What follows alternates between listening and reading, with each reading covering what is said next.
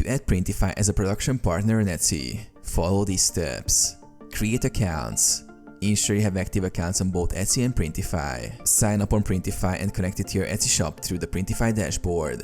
Link Printify to Etsy. Log into your Printify account, navigate to the Manage My Store section, and click Connect next to Etsy. You'll be prompted to log into your Etsy account and grant Printify permission to access your shop. Set up your products. After linking, create your products in Printify. Choose the products you want to sell, customize them with your designs, and set up product details like pricing, shipping, and product variants. Push products to Etsy. Once your product is ready, click Publish in Printify. This will push your product directly to your Etsy shop. Review the listing details and make any necessary adjustments before finalizing. Manage orders. When customers make purchases on Etsy, orders will automatically sync with Printify. Printify will handle production and fulfillment, while Etsy will handle the customer-facing aspects.